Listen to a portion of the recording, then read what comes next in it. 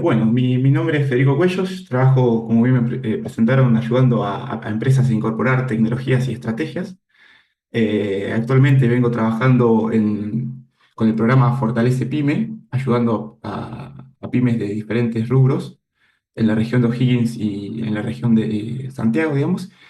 Y además tengo un proyecto propio que lo lancé relativamente hace poco, hace 2 o 3 meses, que todavía está en fase de desarrollo, que se los voy a mencionar porque muestro ahí un poco mi mirada sobre cómo voy a avanzar, primero en la validación de la propuesta de valor y después en el escalamiento de la misma, tanto en cómo hice el estudio del segmento objetivo, el modelo de negocio y la estrategia a seguir para obviamente empezar a vender esa propuesta de valor.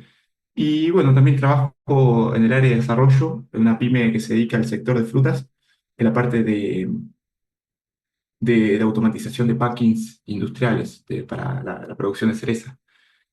Cuento esto más que nada para que vean mi perfil. Me dedico, o mi pilar es básicamente saber de marketing, saber de análisis de datos y saber de programación, y con eso me voy armando diferentes recursos para, obviamente, como las pymes y las empresas siempre tienen necesidades diversas, bueno, y logrando adecuarme a resolver problemas. Eso un poco sobre mí. Y bueno, acá vamos a hablar sobre qué es escalamiento. Y antes de empezar, me gustaría preguntarles a ustedes, para más que nada tener una idea de a qué se dedican y en base a eso, obviamente, dar los mejores ejemplos o visitar ciertas páginas, si es que eh, es interesante ver algo práctico, digamos. Me gustaría entender, y si es que pueden escribir al chat, ¿qué ofrecen básicamente? ¿A qué se dedican? ¿Cuál es la propuesta de valor en la que hoy en día están trabajando? Así yo me doy una idea, más que nada, de a lo que se están dedicando, y en base a eso puedo construir ejemplos que les sean útiles. Así que si me pueden, ahí yo estoy prestando atención en el chat, poner brevemente, ¿no? Me dedico brindo tal servicio, me dedico a esto otro, hago desarrollo X o lo que sea, así yo me puedo guiar. ¿Son tan amables? En el caso, Federico, del programa Quantum, hay varios desarrollos tecnológicos sobre, por ejemplo, hay de una notaría virtual, también eh, a ver, vamos a invitar acá. Ahí De está. reciclaje de baterías de computador de litio y para hacer como bancos de batería. Más o menos desarrollos y también, sobre todo, direccionado también a aplicaciones para mascotas en veterinarias y otros, más o menos eso relacionado.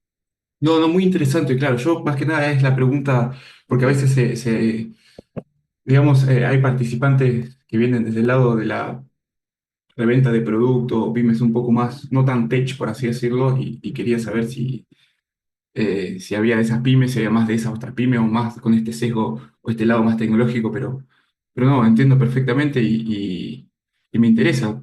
Por ejemplo, esa pyme o esa empresa que se dedica a la mensajería masiva a través de WhatsApp Business, particularmente hay un caso que estudié en su momento que puede ser muy interesante, porque claro, o sea, así uno puede abarcar muchas cosas, pero de repente con lo que vamos a ver en el webinar, vemos que a veces hay que concentrarse en algunos sectores, algunos nichos y ver si ahí hay demanda para justamente, si existe demanda, realizar el escalamiento, ¿no? Y no quizás tanto abrir tanto el juego. Pero bueno, ahí lo vamos viendo.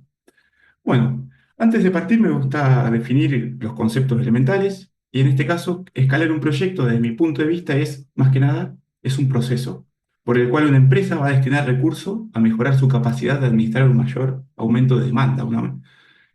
Y en este sentido, en la frase yo tomo dos elementos claves y después un tercero que se lo sumo, que es destinar recursos, primero, porque como vamos a ver luego hay que incorporar procesos, nuevas tecnologías. Y por otro lado, yo creo que para que exista un escalamiento tiene que haber una demanda. Tiene que existir demanda. A veces, si tenemos una propuesta un poco amplia, o si no está, por así decirlo, el foco puesto en un segmento, en una audiencia, en una problemática en particular, se hace un poquito más complejo. Y bueno, quizás se va a ver más reflejado esta definición con lo que voy a mostrar sobre el final de lo que vendría a ser la presentación con el proyecto que yo hoy en día estoy trabajando. Por el lado de los recursos, escalar a nivel de, primero, adecuar la empresa, tiene que ver con, bueno, invertir en mejorar los procesos, analizar hoy en día cómo son los ciclos de contratación, cómo son las etapas o las diferentes etapas eh, que hacen a la operativa de mi empresa, porque en base a ese análisis yo voy a poder a saber si hay algún proceso que está generando un cuello de botella en algún punto y se necesita optimizar, porque obviamente si hoy en día tengo cierta fricción con el nivel de, por así decirlo, ventas o operaciones que hoy tengo, quizás si aumento la venta o salgo a vender ese tipo de servicio, voy a colapsar. Esto es algo que estamos trabajando, por ejemplo, con la pyme que les comentaba, que se dedica a vender equipos de automatización industrial. La propuesta de valor es muy interesante.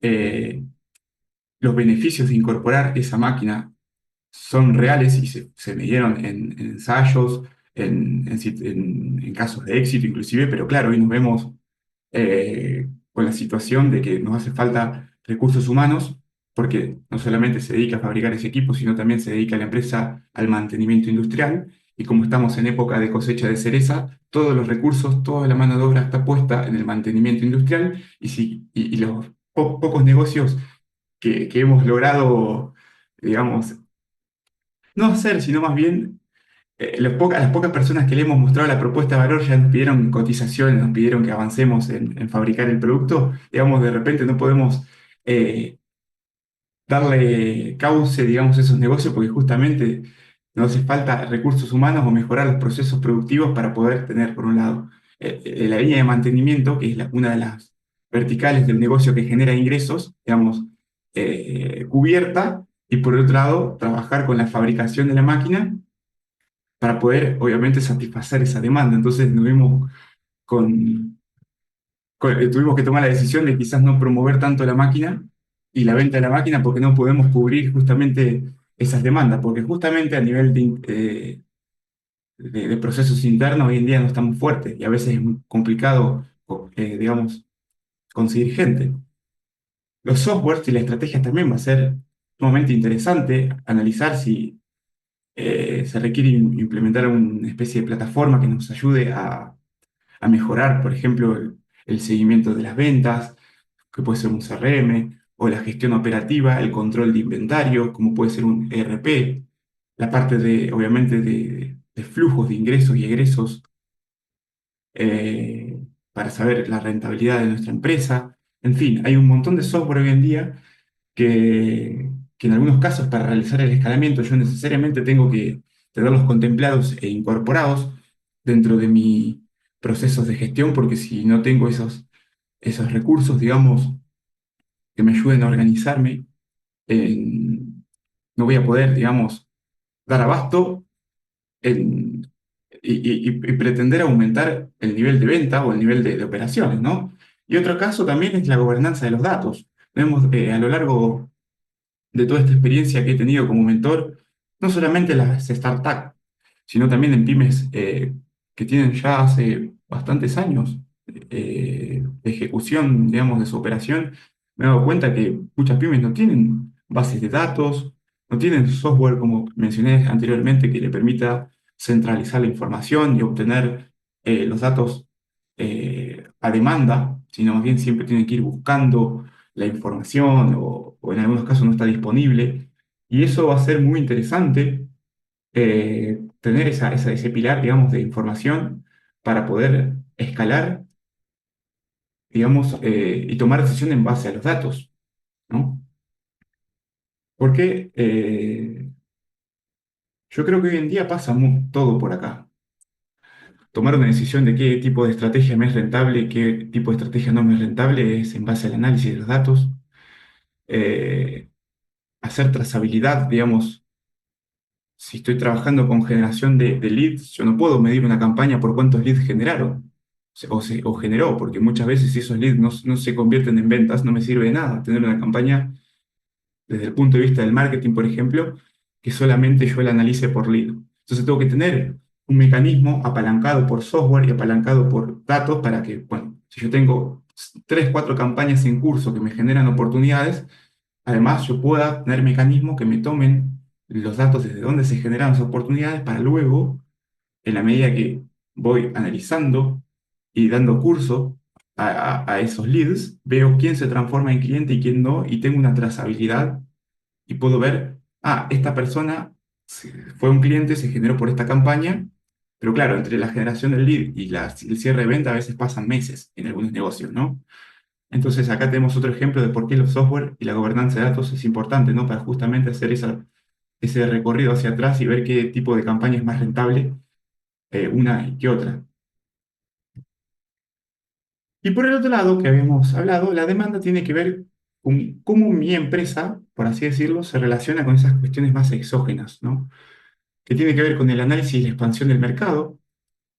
Muchas veces es necesario ver cómo está hoy en día, si toda la propuesta de valor que yo realizo, si es muy, por así decirlo, disruptiva o no, si la gente la busca o no busca lo que yo ofrezco, si hay, digamos, una adaptación que yo pueda realizar para captar un segmento que no tenía contemplado. Entonces voy a tener que invertir recursos para primero adaptar mi propuesta a ese nuevo mercado, pero de repente capaz que sí me da esa cuota de demanda que el anterior, digamos, segmento no me la daba. Y eso es de la mano del Product Market Fit, que es un concepto muy utilizado, por ejemplo, en muchas metodologías para decir, bueno, cómo yo adecuo mi propuesta a la realidad que el mercado demanda, ¿no? Yo creo que hoy en día se tiende más a ir hacia un mercado de demanda que hacia un mercado de oferta. Quizás antes yo podía ofrecer algo y podía vender. Hoy en día tengo que interpretar un poco mejor lo que la gente quiere para en base a eso yo producir lo que quiere y facilitarlo o darle esa propuesta que demanda la gente, ¿no? Entonces el Market Fit es un concepto que toma mucho valor porque justamente es como yo adecuo mi propuesta de valor a esa demanda del mercado. Y por último, bueno, la demanda, yo creo que cualquier proyecto que se quiere escalar tiene que generar los mecanismos para, digamos, analizar si hay una demanda creciente y apostar a captar esa demanda y en algunos casos adaptar mi modelo de negocio para que se dé ese crecimiento. Esto también se los voy a mostrar, por ejemplo, con lo que yo hoy en día tengo en vista, con este proyecto de IoT en el que estoy trabajando a nivel personal. Y por otro lado, los aspectos sumamente interesantes de trabajar es el tema de la cultura interna. Hoy en día hay que trabajar mucho las metodologías, tanto para adaptar mi propuesta de valor o el growth marketing para, una vez validado mi propuesta de valor, es trabajar en una estrategia de escalamiento, digamos, como el growth marketing es como la investigación y desarrollo en el marketing, digamos. Yo cómo genero una metodología de trabajo para crear hipótesis, validarlas y ver mediante los datos si me está generando impacto en el crecimiento o no. Entonces, esas metodologías van a estar también muy alineadas a las formas que yo pueda desarrollar para medir los resultados, ¿no? ¿Cómo yo puedo saber si crezco o no crezco? No me alcanza con leer KPIs como los que me entrega Google de costo por mil impresión, o CPC, o costo por adquisición. Sí, son interesantes, pero te cuentan una parte de la película, ¿no? Yo tengo que ir más allá y generar KPI propios para tener todo el ciclo, tanto la adquisición, la conversión como la fidelización, todos los elementos que hacen a la operación del negocio. Y después, obviamente, la comunicación interna y los aspectos humanos que en este punto quizás yo soy menos fuerte, pero sumamente importante eh, abordar también estos elementos, cómo mi equipo está viendo los resultados o qué es para mi equipo un resultado. Yo creo que es importante que los números claves del negocio sean, por así decirlo, públicos en la, en la empresa, ¿no? ¿Estamos creciendo, no estamos creciendo? ¿Hacia dónde se va a ir el foco? ¿Qué tenemos que mejorar? Yo creo que ahí hay que generar KPIs claves a nivel de negocio para que justamente toda la empresa sepa qué está pasando eh, y de esa manera se va alineando el esfuerzo hacia un mismo objetivo y no se genera esas fragmentaciones internas, que quizás cuando una empresa o cuando son pocos es más difícil de notar, pero a la larga que uno tiene, o sea, hay empresas más grandes, se nota mucho esa fragmentación, esos hilos, de que hay áreas que están trabajando por un lado y están muy desconectadas de otras. Yo hace bastante que no trabajo porque no me gustó y me aburrió, pero en su momento tuve la oportunidad de trabajar con empresas muy grandes y te das cuenta que esa fragmentación es muy evidente y a veces es muy perjudicial para el negocio. Pero quien está con nosotros Bueno, acá tengo un video muy interesante que le hicieron a la gente de Mercado Libre en el año 99, donde ellos mostraron o mostraban su visión y cómo ellos tenían pensado la plataforma cuando eran 13 personas. Se lo voy a mostrar para que lo vean y después les voy a dar lo que para mí o sea, les voy a mencionar lo que para mí fue el elemento que me hizo que se los muestre. Vamos de nuevo. Pero quien está con nosotros ahora es Hernán Casá, él es de mercadolibre.com, un sitio de internet. ¿Qué es lo que hace Mercado Libre? El Mercado Libre es el primer sitio de subastas por internet de la Argentina. Es un lugar donde los compradores y vendedores pueden encontrarse e intercambiar todo tipo de artículos. Cualquier persona puede poner algo para subastar ahí. Exactamente. Es totalmente gratuita la registración. Los vendedores entran, publican su subasta, ponen el artículo, una descripción, dicen cuánto quieren de precio base, por cuánto tiempo quieren que dure la subasta, condiciones de envío y de pago. Los usuarios van, visitan nuestro sitio, pasean por las categorías que hay desde autos, motos, servicios, hasta computación electrónicos, eligen el artículo que les gusta, empiezan a subastar entre los distintos compradores. Una vez que cierra la subasta, el que pagó el precio más alto pasa a ser el ganador, y lo que hace Mercado Libre es le envía al comprador un email con todos los datos del vendedor y al vendedor un email con todos los datos del comprador para que ellos se pongan en contacto y cierren la transacción. Bueno, ¿cuál es el negocio? Lo que nosotros vamos a hacer hasta el 1 de enero del 2000 es totalmente gratuito el sistema. Vamos a cobrar una comisión por publicar los artículos que va a ser muy baja, entre 25 centavos y 2 pesos, de acuerdo al valor de precio base, y luego una comisión por venta que va a ser entre 1% y 4%. ¿Esto está planificado para algo local dentro de Argentina? Esta página en particular sí, el concepto de subasta, pero también nosotros lo queremos expandir por toda Latinoamérica y ya tenemos planes de irnos a otros países. ¿Cuánta gente trabaja en la empresa de ustedes? ¿Cuántos son? Somos 13 hoy. ¿Cuántos? 13. ¿Solo hacen esto o es parte Solo hacemos esto. Esto es algo que empezó en mayo de este año. Éramos 13, ya somos 13. ¿Y ya cuántas subastas llevas realizadas? Subastas cerradas tuvimos 600, o sea, salimos al aire el 2 de agosto, recién el 9 de agosto comenzamos a hacer un poco de publicidad y arrancó toda la campaña de apoyo. Tenemos más de 50.000 visitas desde que arrancamos y estamos más o menos teniendo 5.000 usuarios registrados. ¿Cuál fue el monto de la inversión para montar esto? Cerca de 1 millón, incluyendo la campaña de publicidad. ¿Mucha plata? Sí, bastante. ¿En cuánto tiempo empieza a recuperarlo o empezar a generar más negocios? Nosotros pensamos que en los próximos 3 años vamos a reinvertir todo en expandirnos en otros países, y recién a partir del tercer o cuarto año vamos a empezar a ver algún resultado positivo en nuestro balance. A mí me parece súper impactante porque hoy en día ya todos sabemos la película, o sea, esto, o sea, en el 99, capaz que para cualquier persona era una locura. En ese momento en Argentina el peso argentino con el dólar estaba 1 a 1, entonces 1 millón de pesos es 1 millón de dólares.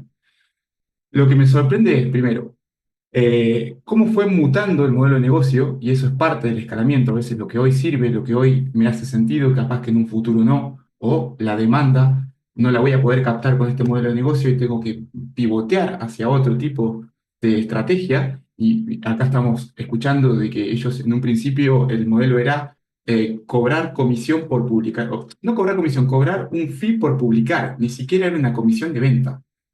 Entonces, cómo esos partieron y luego pivotaron a lo que hoy en día son, digamos que no solamente está el tema de que ya no se cobra comisión por publicar, sino es una comisión por venta. Tienen contemplado la parte de crédito, la parte del envío, o sea, ya empezaron a tomar otros eslabones del proceso de compra. Y lo que más me sorprende es que ellos se planificaron, básicamente por lo que está mencionando, que iban a ir a 3 4 años a pérdida o a punto de equilibrio, porque no aspiraban a generar ningún tipo de ingreso de retiro de fondos, sino siempre apostar a reinvertir. Y bueno, hoy ya sabemos, digamos, qué es Mercado Libre y cómo se posicionó. Entonces creo que de eso se trata a veces el escalamiento, cómo yo puedo crear una metodología para poder utilizar los recursos disponibles e ir validando qué es lo que me va sirviendo, qué es lo que no me va sirviendo, qué es lo que me hace crecer, hacia dónde, digamos, la gente, digamos, necesita o va, digamos, y voy adaptando mi negocio o mi propuesta de valor para ir justamente captando un mayor volumen de demanda y de operaciones. Eh, bueno, eso por un lado. Porque ¿Cómo arrancar el escalamiento? Desde mi punto de vista, el escalamiento se arranca estudiando los hábitos de consumo. Si yo estoy trabajando en una propuesta y yo resuelvo un problema en específico, tengo que entender cómo esas personas o ese cliente potencial primero identifica el problema. En esta parte es más, quizás divergente, es más realizarnos preguntas, ¿no? Como puede ser, ¿qué debe pasar para que el potencial cliente identifique el problema? ¿Cuáles son las necesidades que desencadenan la búsqueda de la solución? ¿Por dónde comienza la búsqueda? ¿Cómo el potencial cliente aprende a resolver dicho problema? Hoy en día, con el avance de la tecnología y el acceso a la información, yo lo que he notado es que la gente tiende más a querer resolverlo por sí sola, visitar, aprender, que contactar a un vendedor para que le explique cómo funcionan las cosas.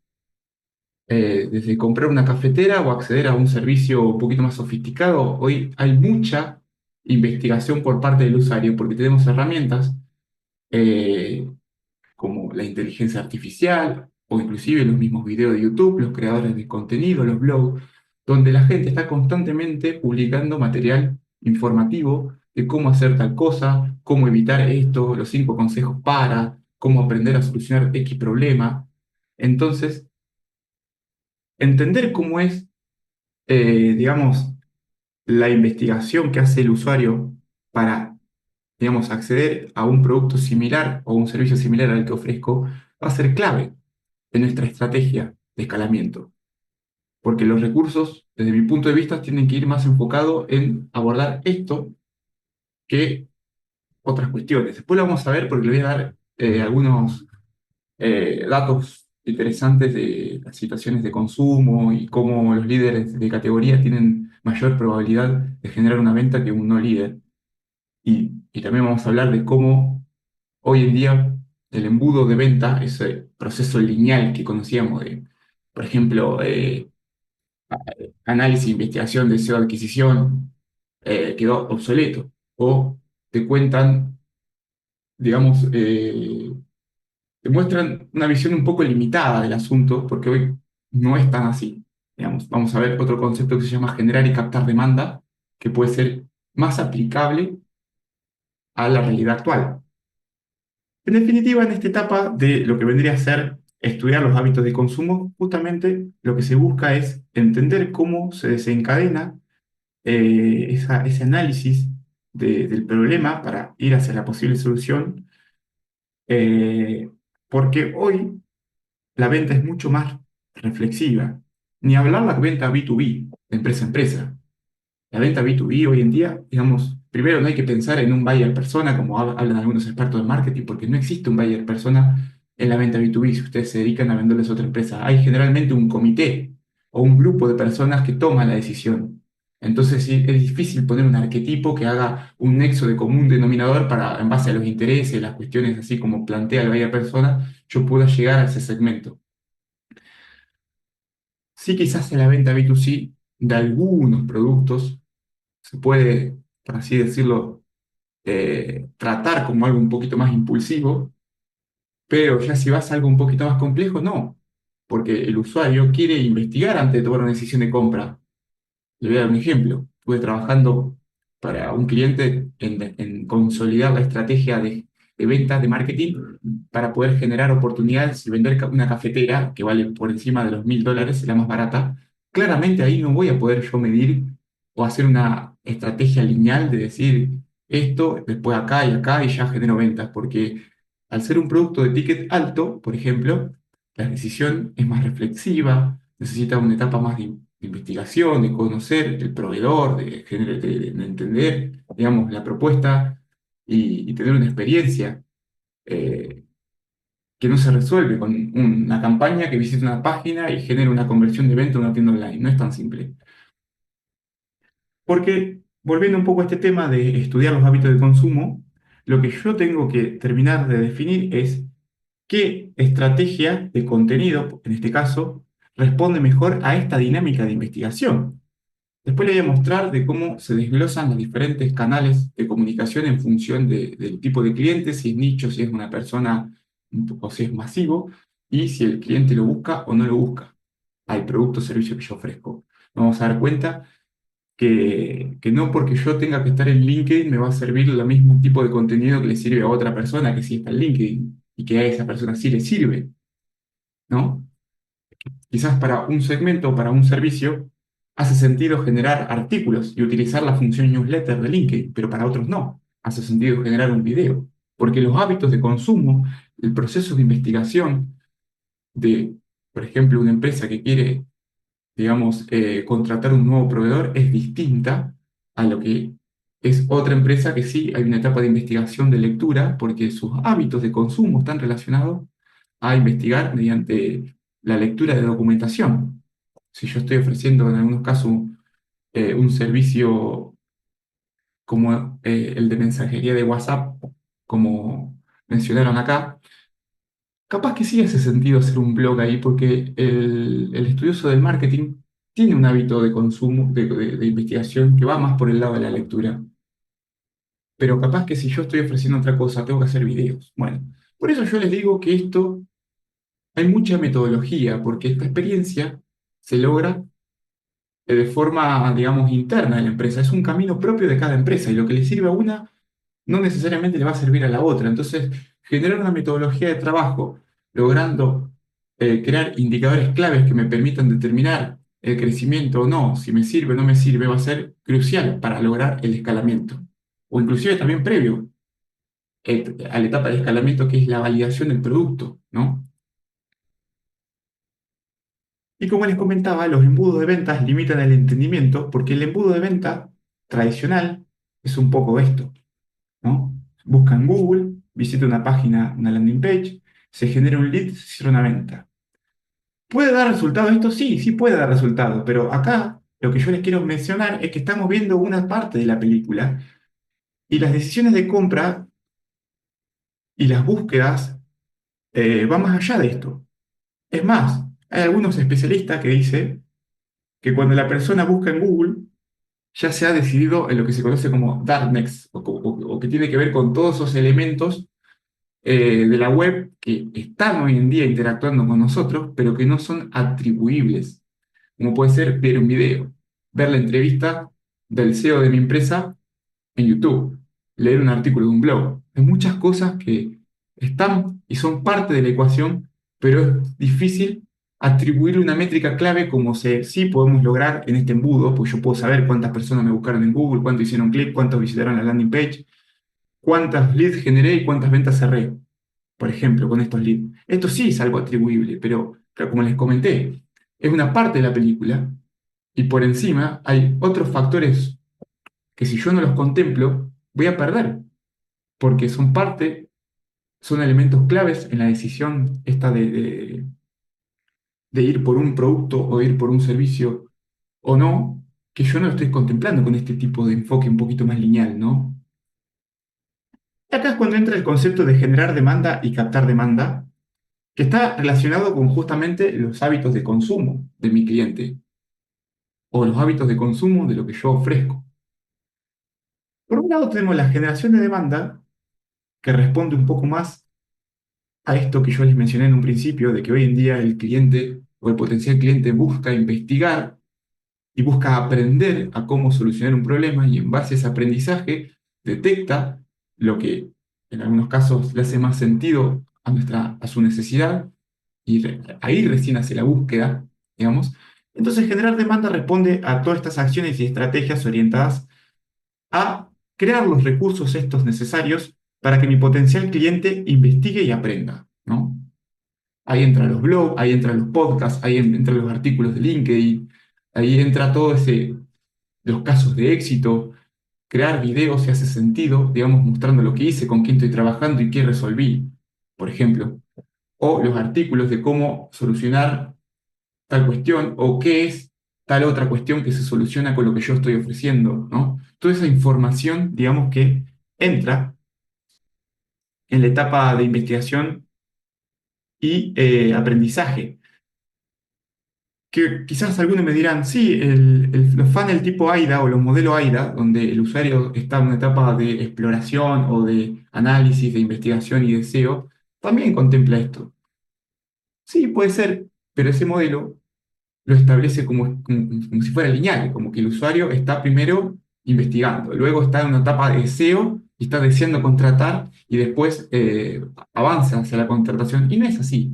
Muchas veces el usuario digamos, detecta que tiene un problema, empieza a investigar, de repente encuentra un líder de categoría y ve una entrevista, le parece súper interesante, pero después, por cuestiones del negocio, dejó eso y se va a solucionar un incendio en su negocio y al mes retoma y busca otro concepto y ya ingresa a la página, pero del líder de categoría que hizo sentido y analiza un poco más la propuesta, después busca y ve los competidores de ese líder y compara, ¿no? Fíjense que no es tan lineal, es como un ida y vuelta que en algunos casos para tomar la decisión de compra, utiliza recursos que están disponibles en el Internet, que como les dije, no son atribuibles.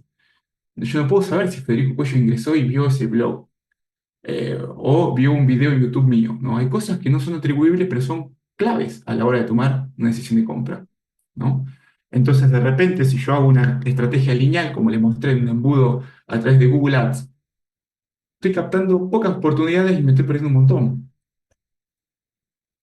Y por otro lado, el captar demanda justamente es, entendiendo que ese usuario ya investigó y aprendió, cómo yo puedo lograr que se acerque hacia las soluciones específicas o sea, las soluciones específicas que yo ofrezco con distintos tipos de estrategias, ¿no? Donde ahí sí yo puedo enfocarme y posicionarme en Google, pero entendiendo que yo ya logré tener ese posicionamiento como líder de categoría, entonces capaz que el usuario busca, digamos, el nombre de mi empresa o el nombre del servicio que yo ofrezco de manera puntual y no una solución genérica, sino que ya está buscando porque detectó el problema, detectó cuál es la posible solución y está buscando algo sumamente específico el usuario. Entonces ahí es donde yo me debo posicionar. Primero porque es más barato y segundo porque yo estoy tratando de captar una alta intención de compra. Porque si me voy a palabras claves, por ejemplo, en Google genéricas, no siempre estoy captando intención de compra. Y estoy quizás destinando recursos hacia posicionarme en conceptos que obviamente el usuario nunca iba a avanzar en un proceso de contratación porque no está en esa fase. Tanto la generación de demanda como la captación de demanda son dos elementos amplios, donde hay mucho para profundizar y como les mencioné al principio, dependiendo de qué tipo de producto y qué hábitos de consumo ustedes detecten en su segmento, en su propuesta, va a hacer sentido ir hacia un tipo de estrategia, hacia un tipo de sistema, hacia un tipo de software y no hacia otros. Y lo que le sirve a uno no necesariamente le va a servir al otro. Pero bueno, acá, digamos, para profundizar un montón eh, y, y- y- y de repente es un mundo que, claro, ya hay que hacer un poco doble clic en cada situación en concreto, en cada empresa en concreto. Estos datos los vinculo con lo que venía diciendo hasta ahora, de por qué un embudo no es lineal o limita. O sea, por qué los embudos como tal, los conocemos, son un poco limitados. Y por qué ciertas estrategias no generan los resultados esperados. Primero, porque el 95% de los consumidores no se encuentran en una situación de compra. Quiere decir que la mayor parte del mercado no está pensando en digamos, en contratar. Es muy probable o que no sepa directamente el problema que tiene, entonces nunca va a entender nuestra solución, o que esté justamente investigando cómo solucionar el problema que tiene. Entonces, en el 95% de las veces la persona va a estar en una situación, digamos, sin intención de compra. Entonces, claro, por eso es importante crear los recursos para generar demanda, porque la mayor parte de los usuarios están acá. Y el poco porcentaje que queda en situación de compra, muchas veces ya tomó una decisión y está buscando en Google, no porque quieren contratar sus servicios, sino porque lo está comparando con el líder de categoría que le hizo sentido. El líder de categoría que dio ese recurso, esa información, y el usuario aprendió gracias a la información que le proveía. Y en ese sentido, hay encuestas que mencionan que un líder de categoría tiene un 75% más de probabilidad de captar esa venta que un no líder. Por eso es clave esa fase de generación de demanda. Primero, porque el usuario no está en una situación de compra, y luego, porque si yo no estoy posicionado y no estoy como un líder, como una persona relevante dentro del sector, es muy probable que me quede poco margen. O sea, es el 25% del 5% que está en una fase de compra. Entonces va a ser muy costoso generar ventas pensando en ese embudo tradicional, porque estadísticamente tengo viento a favor. Y acá, bueno, ya pasamos a otra parte, digamos, que tiene que ver como, bueno, si yo ya estudié los hábitos de consumo, si yo ya me planteo generar contenido y recursos útiles para educar al cliente o para brindar información, para crear bootcamp, para justamente enseñarle al cliente cómo resolver su problema o ayudarlo a que identifique el problema para que después aprenda a resolverlo y se dé cuenta de que yo puedo ser un aliado clave en esa solución, vemos que no todos los canales le sirven para todos. Y acá este es un mapa muy interesante de cómo se distribuyen las diferentes estrategias, canales, redes sociales o recursos que yo puedo utilizar en base a un eje cartesiano, donde tenemos por un lado si mi cliente busca o no busca lo que yo ofrezco. Entonces ya por así decirlo, me divide las aguas en dos. Y por otro lado, si mi propuesta responde hacia un modelo masivo o hacia un modelo de nicho. Y bueno, la imagen habla por sí sola. Google SEM, interesante porque hace poco sacó un tipo de campaña que se llama generación de demanda, que es muy interesante para captar justamente tráfico a bajo costo, pero llevarla no a que convierta, sino más bien a que se eduque. Y acá tengo un caso de éxito muy interesante con una empresa que no es tech, pero sí se dedica a la rama de salud mental, donde estábamos buscando posicionar servicios para que agende, básicamente, y logramos que el usuario, digamos, que la empresa se posicione cuando el usuario busca neurólogo especialista en TEA, lo llevamos a una landing que hablaba del neurólogo especialista en TEA, y nos dimos cuenta que no convertía como nosotros queríamos. Porque claramente no estaba en una fase de compra la mayor parte de esas búsquedas, sino estaba en una fase de investigación. Entonces, a través de las campañas de generación de demanda y a través de las extensiones de anuncio, en los anuncios de búsqueda, empezamos a poner links hacia artículos de blog, como por ejemplo, cómo se diagnostica el TEA en adulto, cuáles son, por qué hacer, o, por ejemplo, después que nos dimos cuenta de que con TEA funcionó, derivar básicamente tráfico a blog para que después convierta, empezamos a extrapolar la campaña y llevar ese aprendizaje hacia las demás. Entonces empezamos a posicionar como extensión y en las campañas de generación de demanda cuándo ir a un psiquiatra o cuándo ir a un psicólogo o por qué es necesario realizar un diagnóstico de X, por así decirlo, patología o condición, o qué pasa con los diagnósticos tardíos del TEA, los riesgos asociados, bueno, un montón de información que cualquier especialista en performance diría, pero ¿para qué le voy a enviar acá? Si esa página es un montón de texto que va en contra de todas las buenas prácticas de crear una landing page. No, pero claro, nos dimos cuenta que ahí claramente el usuario no estaba buscando contratar, estaba buscando aprender. Y con esto logramos de que la campaña que tenía en torno a un 4% de conversión, que era bueno, nos aumentó a un 5 o 7, justamente al incorporar recursos informativos. Bueno, esto también puede ser útil de extrapolar quizás como experimento hacia otro tipo de segmentos o hacia otro tipo de de propuestas de valor, que obviamente les dije yo en un principio, lo que le sirve a uno no necesariamente le sirve a otro, pero se pueden crear experimentos controlados para validar esa hipótesis. ¿A mí me sirve o no me sirve? Y eso tiene que ver con lo que le voy a explicar a continuación. Antes de eso, creo que a continuación, a ver. Antes de eso, bueno, me gusta esta frase que menciona un poco esta situación de que una empresa puede sobrevivir sin marketing, pero no puede crecer sin él. Entonces, es clave abordar darle curso a esta estrategia de generar y captar demanda, y obviamente con todas las acciones que van asociadas a cada uno de esos dos bloques. Y con respecto a la metodología que les mencioné, por ejemplo, el Growth Marketing o el Growth Hacking, entendiendo que el producto ya está validado y que yo, a través de diferentes encuestas y recursos, noté que hay una demanda creciente, la metodología entra, digamos, como esa parte científica del accionar de mi equipo para poder ir generando acciones controladas que me permitan determinar si eso me sirve o no me sirve, si hace sentido para mi propuesta de valor o no hace sentido. Partiendo de que voy a comenzar estudiando el comportamiento de mi consumidor, después tengo que crear hipótesis justamente para validar.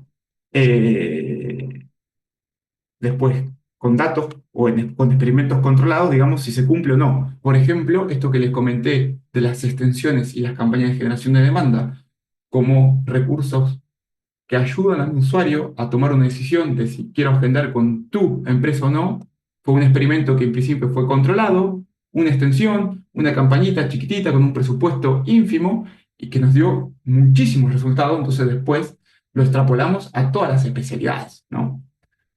Entonces el método básicamente es crear una hipótesis, por ejemplo, esta hipótesis, el usuario necesita más información para tomar una decisión, luego creamos una acción, que en este caso es armar el artículo, lo validamos, obtuvimos ese aprendizaje validado, porque mediante nuestro esfuerzo y los datos que nosotros generamos, pudimos determinar que sí nos daba resultado y no era como una cuestión así de buena práctica tomada, no. Fue algo que fue parte de nuestra exploración, de nuestro método de trabajo. Pudimos validar que sí nos aportaba a nuestro negocio. Entonces, a partir de acá, tuvimos la decisión de escalarlo, porque lo llevamos a otras áreas, ¿no? Pero en algunos casos también se puede pivotear, digamos, sí, no hizo sentido, pero falta darle una vuelta, digamos, al asunto y necesitamos corregirlo o directamente descartarlo porque no aportó nada, fue un fiasco. Bueno, es parte del aprendizaje. Pero ¿qué pasa? Como les comenté que es algo experimental y controlado, la pérdida fue eh, baja porque fue pocos recursos. Yo no envié, por ejemplo, si quiero trabajar en el email marketing, yo no envío un email a toda la base y quedé, digamos, por así decirlo, prendido fuego con toda la base de clientes. Si yo tengo, no sé, 10.000, 30.000 contactos en mi base. No, yo tomé un grupo reducido de 100 personas y con ese grupo reducido, por ejemplo, determiné que no hacía sentido eso que yo estaba pensando, esa hipótesis. Entonces yo, por así decirlo, sacrifiqué ese porcentaje y no toda la base. Pero si hubieras hecho sentido, ahí sí yo tomo ese aprendizaje y lo llevo a toda la base, porque con ese grupo de 100 validé algo que me permite, ahora sí, escalarlo hacia hacia un segmento mayor. Escalar significa eso. Desde mi punto de vista es ir generando acciones controladas para ver qué impacta y en base a si impacta lo voy llevando hacia, lo voy expandiendo, digamos. Y esto obviamente es un proceso que se repite, es un ciclo, ¿no? De hipótesis, implementación, aprendizaje. Hipótesis, implementación, aprendizaje. Es una rueda que constantemente va girando y en la medida que va girando voy abarcando cada vez más estrategias de marketing, más recursos, más campañas. En algunos casos me doy cuenta que necesito incorporar un software o una integración porque me está generando un cuello de botella, ¿no? Tengo que invertir en generar contenido, en investigar, en generar encuestas. O sea, son bastantes cosas que se deben hacer. Es multidisciplinario el hecho de escalar algo. No es que solamente el equipo de marketing lo va a poder lograr solo, ¿no?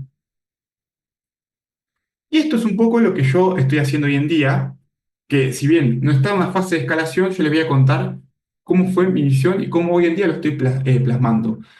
Estos sensores son unos dispositivos IoT que, trabajando inicialmente con esta empresa de packing de cereza, me di cuenta que el control de la humedad y la temperatura ambiente es clave para evitar el deterioro de la fruta y la pérdida de peso por deshidratación. ¿Por qué? Porque a partir de que yo detecto que la temperatura aumenta y la humedad baja, yo tengo que tomar una acción para mitigar. ¿Por qué?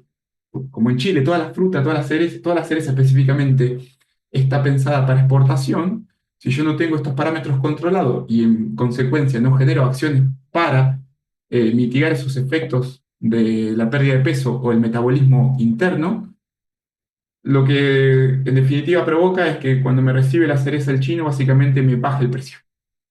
Entonces no quiero que me baje el precio. Yo quiero que me la compre a el precio que me sirve a mí para ganar plata. Entonces, entendiendo ese problema, yo empecé a desarrollar este producto que básicamente es un dispositivo que tiene un sensor de temperatura y humedad, toma la señal y le envía una base de datos. O sea, primero un servidor, el servidor la toma, le envía la base de datos y yo, mediante una aplicación, te voy mostrando esos datos en tiempo real. Esta es la primera parte, que es medición. Después yo sí puedo crear un dispositivo complementario que justamente me permita automatizar esa acción de mitigación. O sea, si se sube la autotemperatura, una acción que me permite bajar la temperatura. Si se reduce la humedad, una acción que me permita aumentar la humedad, obviamente con otro equipo, ¿no? Esa ya es la parte de automatización. Pero primero me enfoqué en, bueno, medir los parámetros.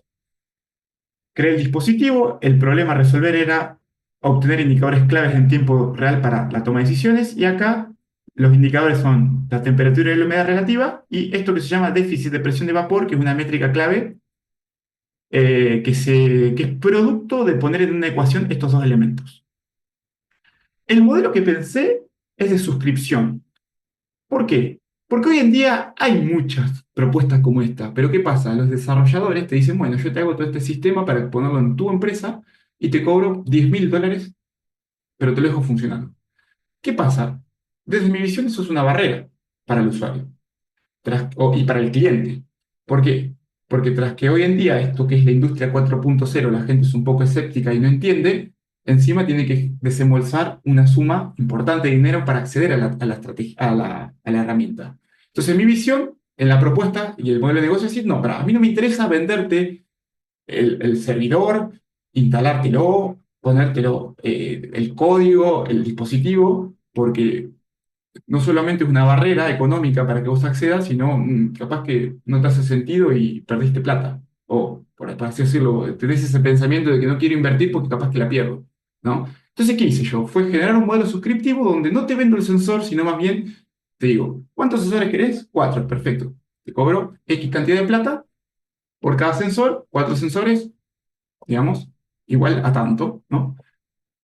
Y a mí o sea, se hace como irrisorio la inversión, porque no es lo mismo pagar $10.000 que crearle a ese cliente un abono de $50 mensuales, $100 mensuales, por ejemplo. Entonces yo le genero o logro una accesibilidad al servicio para que sea más fácil implementarlo.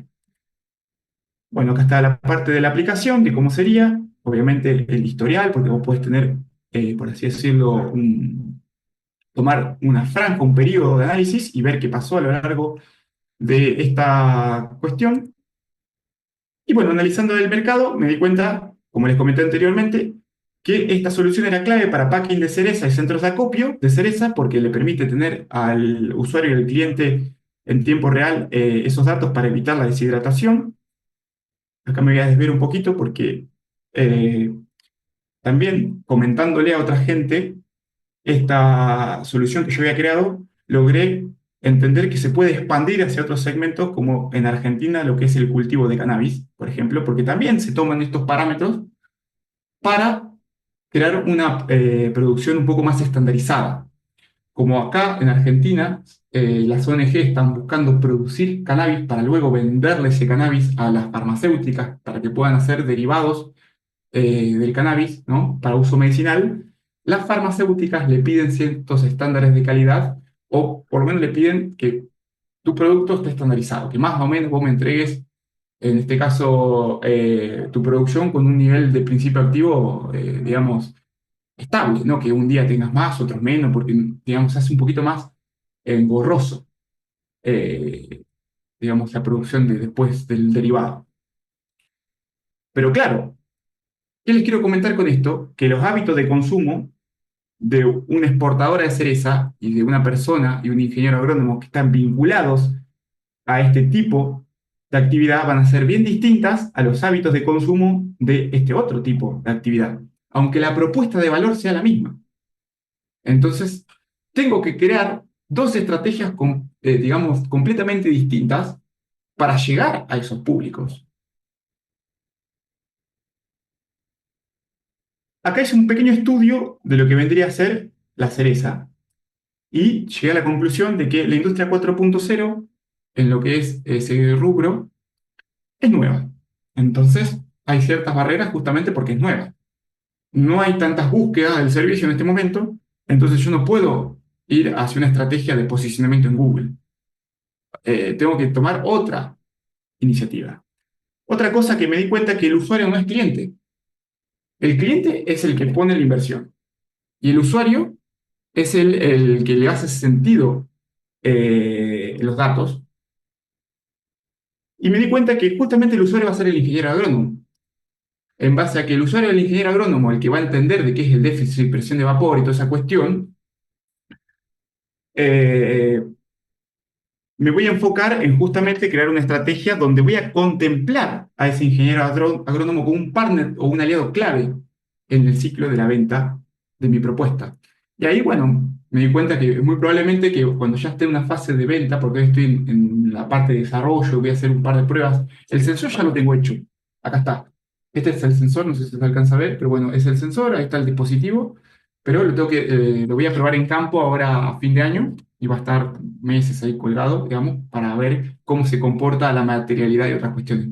Pero cuando ya pase y valide que está todo construido adecuadamente, que no hay ningún problema operativo y demás, mi modelo de negocio está bien, si yo te cobro $15 por sensor, mi idea es no hacer la venta porque yo tendría que ir a asesorar a cada productor o exportador, sino más bien decir, bueno, voy a los ingenieros agrónomos especialistas en cereza, que ya seguramente están contratados por los exportadores y por los productores de cereza, y les doy una propuesta ¿para qué? Para que ellos, por cada sensor que me instalen, se lleven una X comisión de por vida, ¿no?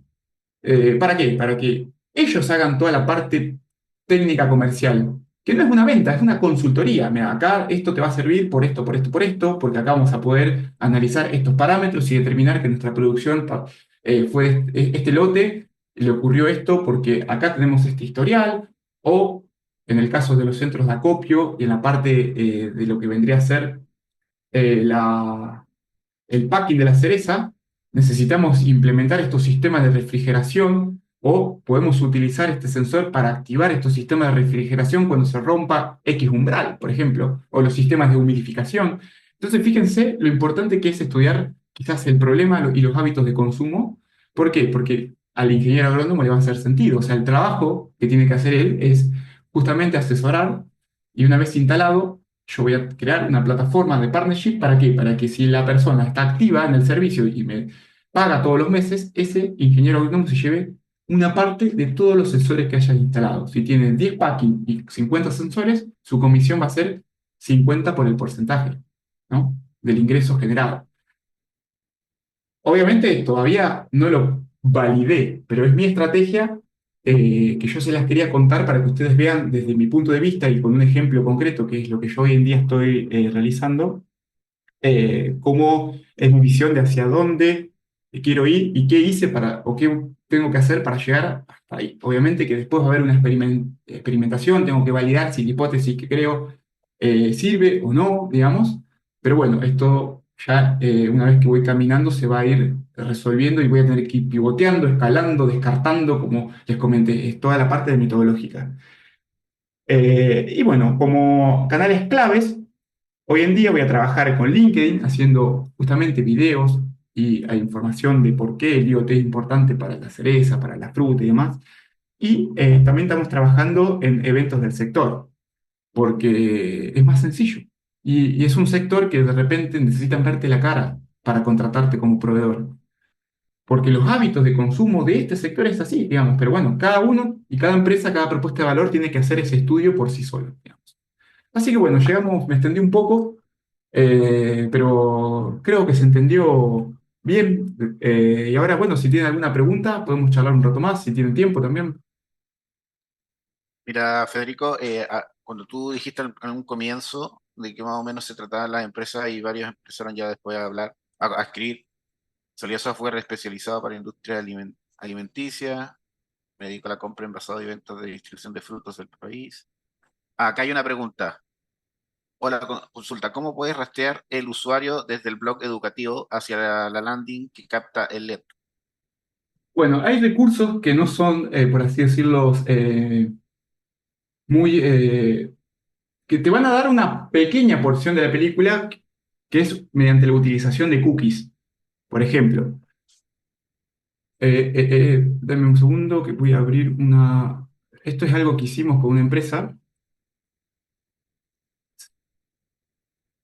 De un momento. Las cookies son pequeños fragmentos de información que se van a ir instalando en el navegador del usuario. Acá yo voy a hacer, justamente voy a borrar estas cookies. Session clear y local storage. Por eso les digo que muchas veces no todo lo va a solucionar marketing, porque esto ya estamos en programación, específicamente con programación con JavaScript. Por ejemplo, ¿ves? Yo acá tengo una página e ingresé. Eh, yo puedo, cuando hago una campaña o cuando alguien ingresa a mi página web, analizar, por ejemplo, de dónde ingresó o en qué página está y almacenar esa información dentro de justamente lo que se llaman local storage o variables locales, que si el usuario no borra la cookie, no borra, digamos, sus cookies, van a perdurar. Entonces, al momento de enviar el formulario, yo puedo consultar si hay valores, por así decirlo, alojados y que me lleve esa información. Los valores alojados pueden ser una fecha y el nombre del artículo. O en este caso, lo que se llaman parámetros UTM, que los parámetros UTM son recursos o valores que van en la URL que te permiten identificar de dónde provino esa visita. Por ejemplo, yo hago una campaña de email marketing y pongo un botón para que ese usuario visite un artículo o una página de mi sitio web. Yo puedo poner el destino de ese artículo, pero puedo agregar unos valores que se llaman parámetros para saber que vino de ahí.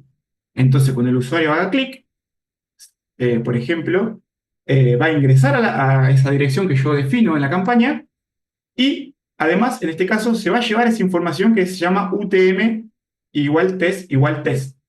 Lo definí acá. Esto se puede definir el nombre del parámetro y el valor que uno quiere llevar como quiera. ¿Qué hice yo acá? Cuando ingresó ese usuario, automáticamente yo instalé un código en esta página eh, que permite, digamos, almacenarlo. Fíjense que acá quedó almacenado. Fíjense que el 4 del 12 del 2024 ingresó el usuario y puso UTM-test y quedó. Si yo me voy de acá y vuelvo a ingresar, eso perdura, siempre y cuando, como les comenté, el usuario no borre las cookies.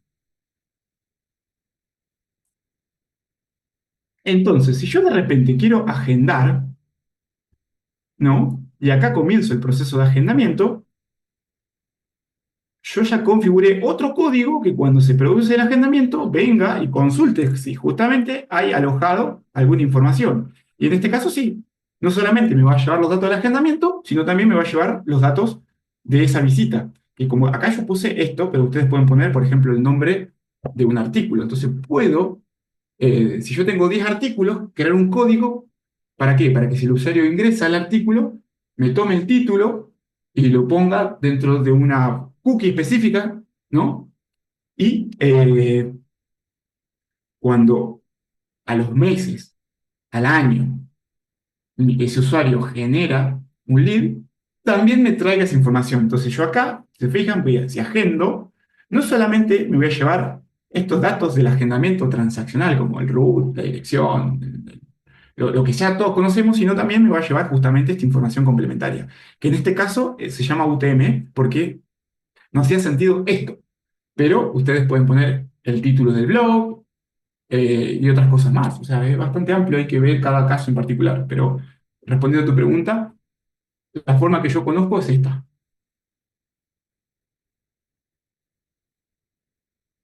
Christopher creo que tiene... Sí, tenían la mano levantada. Hola, Sí, Federico. Eh, bueno, yo trabajo en una startup que está, digamos, en franco crecimiento y quería consultarte de frentón, digamos, cuáles a tu criterio son las herramientas prácticas para poder acelerar el crecimiento. Me imagino que hay que tener buena presencia robusta en redes sociales, en el SEO, en el SEM, pero ya que tú tienes experiencia trabajando en empresas de índole tecnológica, ¿cuáles son las claves para poder crecer, digamos, exponencialmente? Nosotros desarrollamos software a la medida, integramos sistemas por atrás, especialistas en front, business intelligence y algún desarrollo de aplicaciones. También móviles.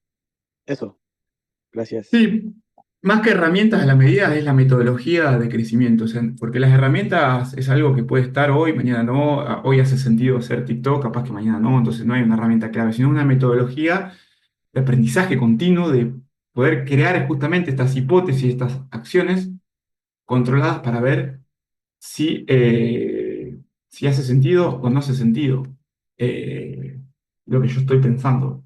Desde el lado de tu servicio, mira, te voy a contar un poco la experiencia que tuve trabajando con diferentes empresas que se dedican justamente a lo mío y todos llegamos a la conclusión de, bueno, primero, hoy en día lo que es inversión en ese tipo de software o ese tipo de servicios, como venimos de una recesión, las empresas, todos llegamos a la conclusión que se está achicando en este momento o hasta ahora se achicó mucho la contratación de ese tipo de software.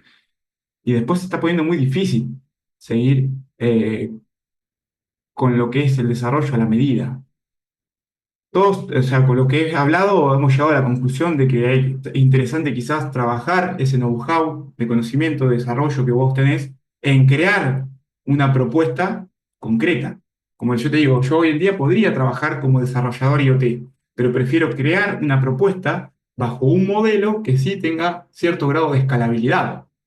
Y esto lo he charlado con varias pymes con las que hemos trabajado en estas sesiones del FPyme que se dedicaban justamente a lo mismo. Eso te lo veo como un aprendizaje, más como un comentario, ¿no? Eh, pero volviendo un poco a tu pregunta, yo creo que no es una herramienta, sino más bien es una metodología para, en base a los hábitos de consumo, ver, bueno, cómo o qué plataforma me hace sentido a mí, si es LinkedIn, si es otra red social, si es SEO, porque tenés que enfocarte en una acción y no puedes hacer un poquito de todas. Conviene trabajar fuertemente en una, quizás, pero lo mejor es la metodología. ¿Alguna pregunta más? Y bueno, acá yo les dejo para que si quieren sacar una pantallazo o una captura de pantalla, mis datos de contacto por si quieren preguntarme algo, o si quieren, tienen, como les dije, cada empresa es un mundo y cada empresa tiene una situación muy particular. A veces este tipo de charlas es difícil decirle algo que concretamente le sirva a su situación. Entonces, si quieren reunirse sin compromiso, digamos, a charlar o a generar ideas, estoy abierto. Tienen mi mail y mi teléfono para que me puedan contactar. Y bueno, ahí vamos hablando. Federico, yo quería hacerte una preguntita muy chiquitita, a lo mejor obvia para muchos, pero a lo mejor desconocida para otros, y ya se ha escuchado mucho. Si nos puedes decir en pocos segundos qué es el growth hacking. El growth hacking es una metodología que básicamente es como hacer investigación y desarrollo, pero en el marketing, ¿no? Donde uno a través de acciones y experimentos lo que va logrando es validar con datos reales, porque acá no es lo que a mí me parece, sino lo que el usuario y el mercado responde, si hace sentido o no una acción para poder implementarla en mi negocio, como por ejemplo hacer un test A/B. Yo tengo, imagínate, un proceso de cotización A y un proceso de cotización B. Entonces, desde la perspectiva del growth marketing, yo tengo que ir jugando con esos procesos viendo si hace sentido lo que solicito, si lo hago más amplio, más chico, digamos, y en base a los resultados obtenidos, desde la práctica, yo puedo determinar si uno es mejor que el otro, ¿no? Es básicamente, es como el método científico de hipótesis, experimento, aprendizaje aplicado a las estrategias de marketing, ¿no? Para justamente determinar si una estrategia me sirve o no me sirve, o si una acción me sirve o no me sirve para mi empresa. Eh, Hay mucha información. Podríamos hacer un webinar específicamente de Growth Marketing, si quieren, quizás para el año que viene y demás, donde ya me enfoque en eso y se los doy con más detalle.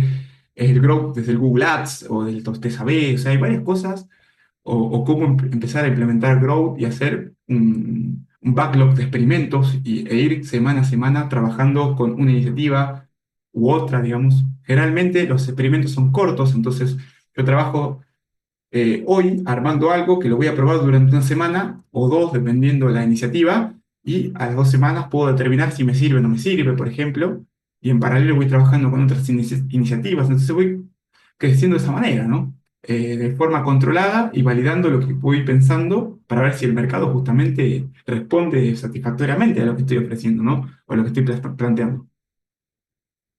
Perfecto, Federico. Bueno, no hay más preguntas por el chat, no estoy viendo. Entonces, bueno, nos alargamos un poco más. Muchas gracias, un tema muy interesante que esperamos seguir, poder continuar abordándolo, como tú dijiste, en el próximo año para profundizar temas que son, en la actualidad los estamos escuchando mucho, por eso te pregunté sobre el growth hacking. Así que, No, bueno, pues, o sea, queremos agradecerte, Federico, por esta increíble sesión y por compartir tus conocimientos de forma tan clara y práctica. También agradecemos a todos ustedes por su participación. Les recordamos que, bueno, esto va a estar, este webinar quedará grabado en los portales de YouTube de la SEC y también de SEC Global Consult. Así que muchas gracias también a todos ustedes por seguirnos. Muchas gracias a Corfo por levantar este programa y también a Sech por apoyarnos en este desarrollo de Quantum en Iquique con Sage Global Consulting. Muchas gracias, Federico, y hasta otra oportunidad. chao, chao, muchas gracias a Chao, ustedes. gracias.